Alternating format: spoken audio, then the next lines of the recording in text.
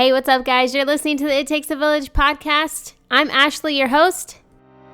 This is where the struggles are real, the callings are heavy, the kids are sticky. We come together because it takes a village, and this is your tribe.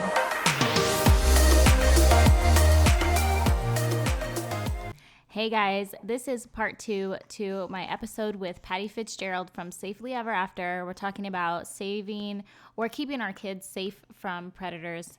And this part is just a Q&A. Basically, I hopped onto my Facebook group and Instagram and asked you guys what are some questions you have for her. And I picked a few of them and had her answer those ones specifically. So I was really excited to have her insight just into specific areas. And hopefully you can relate. Hopefully this is helpful. Let's get to it. All right, so Pattie, I had mentioned at the beginning of this recording or earlier before we started recording that I had a few of our audience members that had specific questions that they wanted to ask you. If you're ready to go into those. Yes, I am. Okay. So we have one listener that says, I have a soon-to-be 4 and 7-year-old girls. I struggle with how not to make them feel shame about their bodies and sensations they discover, but also teaching them appropriateness. And also the ideas that nobody should be touching them. At the same time, I don't want to introduce ideas that aren't there that maybe shouldn't be yet. She says it's all new and scary now that I'm realizing how insanely fast they are questioning these concepts. How can she prepare them, but also how can she mentally get herself ready to prepare them? Yeah. Well, to mentally get yourself ready, remind yourself that keeping your kids safe from predators or sexual abuse is not rocket science. This is not hard, and moms and dads, we can do this. So for someone who's got a 4 to 7-year-old, I would start by having a teachable moment, maybe at bath time, and say things like, oh, I heard this safety teacher talking about how you can be the boss of your body now that you're a big kid, and approach it that way and just teach them that certain touches or certain parts of their bodies are yeah-yeahs or no-nos for touches. But you do it with a tone that doesn't make it shameful. Or make it scary. And you don't say things like, nobody should ever touch your vagina. Nobody should ever touch your private parts. Because if you say it like that, a kid gets scared. And if it does happen, you're the last person they're going to tell. So, just start slowly. As, I had a daughter too who was young. And I just started by saying, Marissa, you're a big kid now. So we're going to talk about our safety and our yeah touches. And really that was about it. That was the beginning. And that's how you do it without making them scared. Don't worry about introducing something new to them. They're hearing all kinds of stuff. They've got great instincts. They figured out sort of what feels right or what doesn't feel quite right. And like I said, predators know which kids have been talked to because there are signs that they look for. So if your kid simply knows that they could say, I have a vagina, you can't touch that, with a smile on their face, then Uncle Creepy knows you've already said something, and that's a kid that might spill the beans. So that's good. That's how I would do it. And I would just keep my tone light. And if kids are starting to find, especially the 3 and the 4-year-olds, they find that how to self-stimulate because it feels good. And that mom was right. They asked for asking, they figured out these sensations. If you see that happening, just say, oh, that's something that you can do in your room because it's your private part and it belongs only to you. You can just walk them into their room. You don't have to freak out. You don't have to go, right. Oh my God, stop doing that. You're in the living room. Knock it off. Yeah, I can see. The next question was, what are common, which we've already touched a little bit on this, but what are common grooming practices and general characteristics for parents to be on the lookout for to avoid incidents involving someone that we never thought would be capable of harming our children? Yeah, that's a good one. And on my website, you can see all the red flag warning signs, but here they are kind of quickly. Someone who's more interested in spending time with your child than you are. Someone who always has some excuse why they want to be alone with your child and it excludes you. Who's offering to take your kid to Disneyland and telling you you don't have to go with them? Someone who has no age-appropriate friendships, but always seems to surround themselves with younger children that they can sort of manipulate or overpower in some way. Is there anybody who has physical impulses? They're very aggressive or assertive. They're overly touchy. They seem to be just physically very impulsive and aggressive. I watch for those people. I watch for people who are offering me freebies where they normally be paid. So if somebody jumps in to say, I can babysit for free, and it's your soccer coach or your tennis teacher or your math tutor, oh, I can stay late and babysit for free. That's a red flag warning sign. If your neighbor says, hey, let Marissa come over here and play piano for an hour for free, I'll teach her, you should go too. You should go. Thanks, and I'll come too.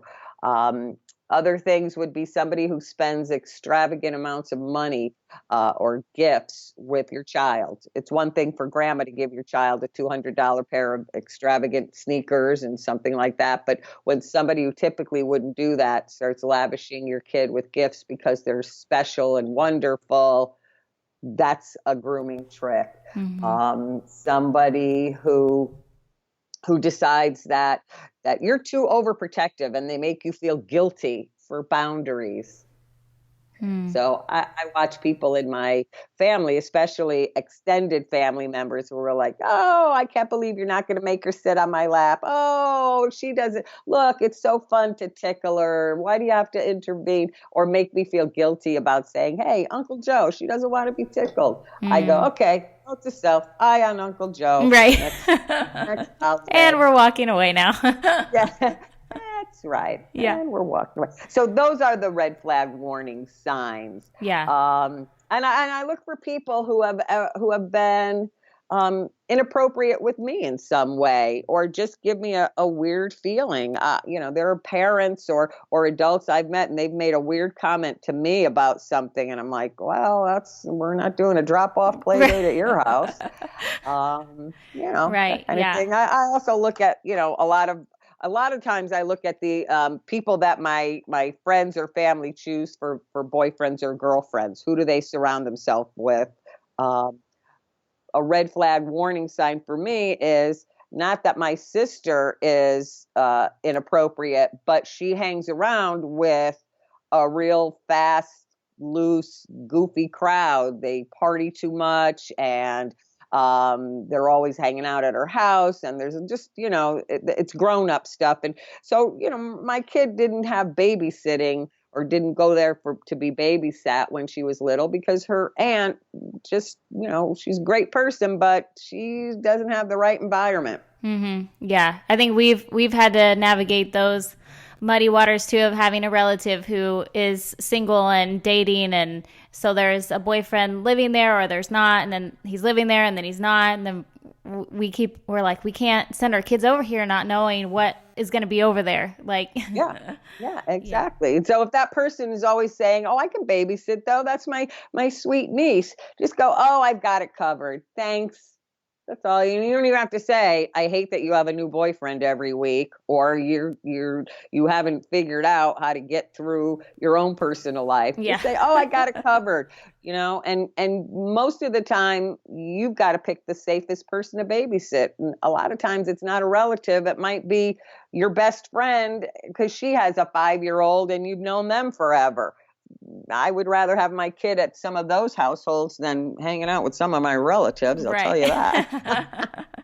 Yeah. I think I need some of your advice on those one-liners that are very acceptable, because I'm not that person. I have a ton of scripted lines. Anytime you want to know what to say, I can give you a line that you just memorize and you use it at a moment's notice. Yeah. I go to text message and my husband's like, you can't say that. I'm like, but that's what's in my head. Anyways, but, so my last question from a guest is, she's happy that we're talking about this. So she says, what an amazing topic. I have suffered from the effects of sexual abuse for as long as I can remember. I'm doing my best to inform myself, to check in with myself about how I relate to my children regarding their bodies. Are there any specific tips for breaking the cycle, though? Any general principles for how a mom who has newly learned about boundaries after childhood can impart them on her children in a healthy way?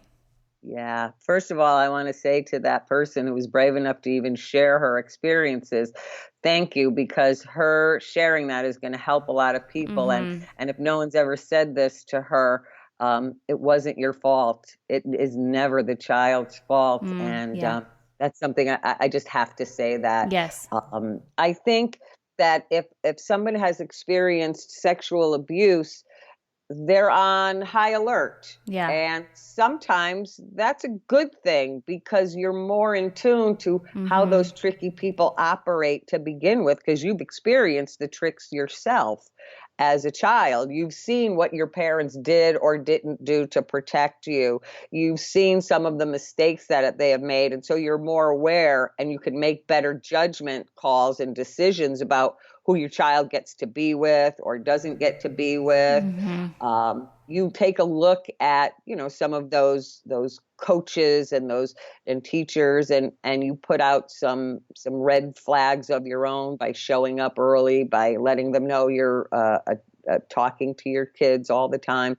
But in terms of how she can start with her children, a lot of it again starts with tone, teaching them what's okay and what's not okay, and also using proper terminology for the body parts, and not sharing too much too early with the kids in terms of her experience. Like, she doesn't have to go in and explain to her 7-year-old what she may have experienced. But if she is going to do that, then you've got to be very careful. And she can say something like, when I was your age, I had relatives that just didn't know what was appropriate and inappropriate. And they broke the touching rules with my body, and I didn't like it. So that's why I'm trying to teach you guys this stuff. And that, as opposed to, listen, this is really terrible, and it happened to me, and I don't want it to happen to you. You can save that conversation for when your kid's about 12, and you have to be maybe a little more forthcoming or a little more clear. But to start with, I always say share your own experiences, but in a way that makes it accessible and relatable without making them worry for you or for them. Yeah. So these have been awesome, advice, and I'm really grateful for you to take the time to break these down with us. What my takeaways are is basically not going into this with a scarcity mindset, everybody's out, like you said at the beginning, everybody's out to get my child. I can't trust anybody, but being more just prepared and aware. And I think that we all as mamas have gut instincts, and if I think we don't overthink it and we listen to our gut, even if we're wrong, even if we feel uncomfortable about neighbor Joe, and we never let our kid over there, that's fine, even if neighbor Joe ends up being a totally normal guy. Yeah. I think there's a difference in the two words, aware and beware. We don't have to go through life beware, Right. but we do have to be aware. That's true. Good. So good. Oh my gosh. So I wanted to keep this short for all the moms. You guys are listening in the car. You have little ones you're juggling, and obviously we're just busy. So Pattie, thank you so much for being on. There's so much that I feel like we could talk about more, but I think we've covered some really good things. And if moms want more information, they can go to safelyeverafter.com, connect with you. Of course, get your books from Amazon, No Trespassing, This Is My Body, and then also the Super Duper Safety School book. Thank you, Pattie, for being on. Thank you for giving us this awareness. And it's just, I feel like it's giving us more applicable tools that we can use instead of the stranger danger. And yeah, that's really what it's all about. Yeah. And parents can always email me a question later on if they hear this and they think, oh, I've got a question. Just send me your question by email. I'll answer it for you. Awesome, Pattie. Thank you so much. You're welcome, Ashley. Thanks for having me. Hope you guys enjoyed that 2-part series about keeping our kids safe from predators with Pattie Fitzgerald. Y'all, I'm super grateful for you guys listening in. And please share this episode or the previous episode, the part 1 of this, with your friends, because we're all raising kiddos and we all want to keep them safe. And these tips are super duper helpful. So I hope you guys continue to share and listen, and I will catch you next time.